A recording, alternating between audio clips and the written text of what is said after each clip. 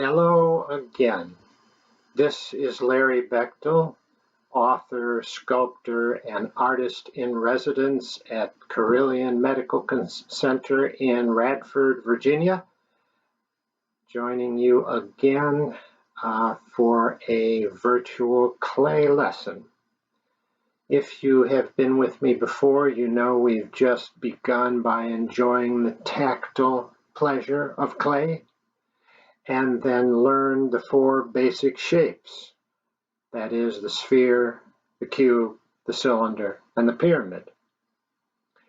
So today I would like to do a little something different, a detour, and give you a challenge. So if you will have your kit with you, if you can unwrap a clay stick here, and we'll begin, of course, by kneading this clay, enjoying the feel of it, and getting it soft and pliant. Now, as you do this, if you're right-handed, try it also with your left, all right? It's good for dexterity, it's good for strength. And try getting all of those fingers in, not just the thumb and forefinger and the third finger, but the ring finger. See if you can get the ring finger down there, and then your little finger involved too. See if you can improve your strength and dexterity for all your fingers, okay? So while you are at work at that, and I will continue with the same, let me tell you a little story about my father. So my father was a professor of English at a little college in Illinois, Wheaton College. He believed in the institution. He loved teaching. He always came to class in a coat and tie. And he often sat at dinner in his coat and tie as well. So he was really quite formal and reserved and soft-spoken. And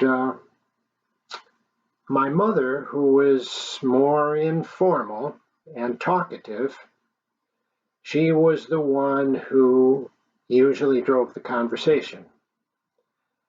But there was always a moment when Dad would sort of lean back in his chair and straighten his silverware and rub his hands together like this.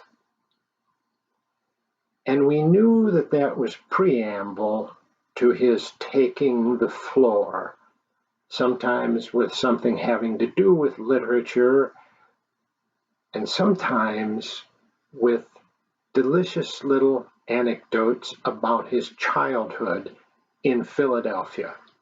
And I'd like to tell you one of those this morning. So this would have been about 1920, I guess, shortly after the First World War ended and while the Spanish flu influenza was still abroad. He was a boy, he was in school, sitting in the back of the room and near a window. Of course, they didn't have air conditioning then, so the window was open. And I picture this a 3-story brick building, and the classroom is on the 3rd floor. So my dad is sitting there, and then in the middle of class, the boy behind him leans forward and says, Paul, would you like to see my dollar? Well, for a boy to be carrying $1 in his pocket to school was quite something. So Dad reached his hand back behind him, and he felt this boy put something in his hand, and he brought it up and took a look at it. It was nothing but a piece of paper, so he threw it out the window. A few minutes later, he hears this boy again. Paul, would you like to see my dollar? Reaches his hand back, feels the boy put something in his hand, looks it up.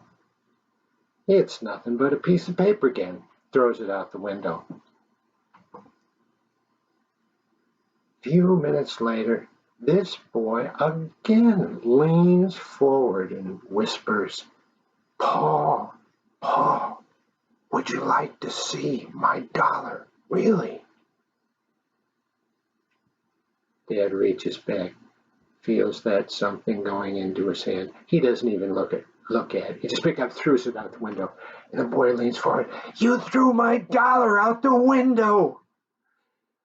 And here my dad sheepishly raise his hand and ask the teacher if he could go outside and retrieve this dollar bill he'd accidentally thrown out the window.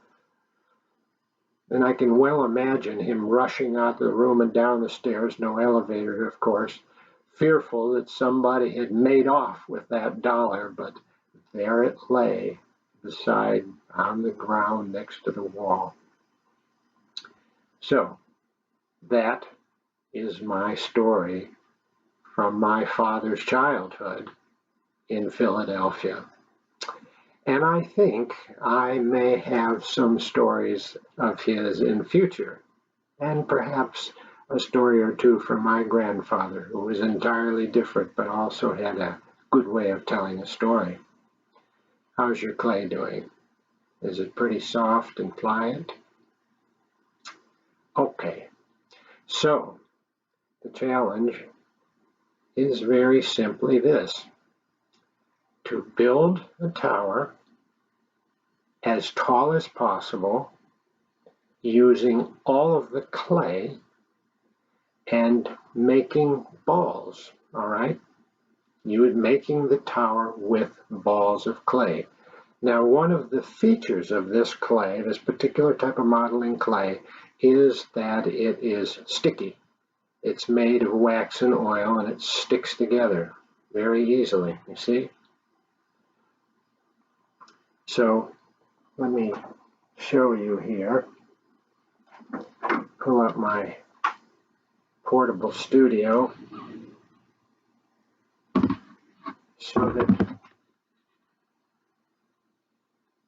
so you can take a little bit here, you see, roll it into a ball, that first fundamental form. You can put it right up there on your bench or wherever you're working.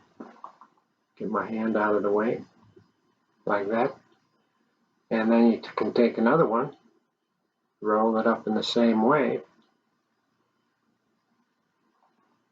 Just put it right on top, and it'll stick like that. It's kind of fun. You'll get you got a nice little construction out of it, a little sculpture. And here we'll put another one on there, like that. So there you go. You got this much clay, and you're making a tower, and you're trying to make the tallest tower. So if you are with friends or your family, see who can make the tallest one without its falling down. Maybe give yourself a time frame. It remains erect for 30 seconds, let's say. And once you have completed that challenge, you can try something else perhaps. Put this down, and we'll try to take this scaffolding up like this, and we'll try to do the opposite thing. We'll just see how low we can make this go, all right?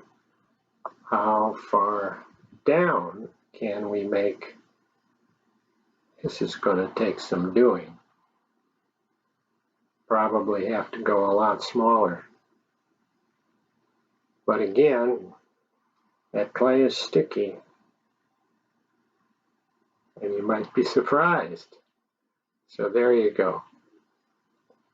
That is my challenge for you. Whoop, look at that. I should have stopped while I was ahead, but I'm sure I got to stick that one, that first one there, a little better. Okay, now I'm ready to go. So there you go. There's your challenge. I look forward to being with you again. I hope you are well and safe, and I hope for you a bodacious day. Thank you.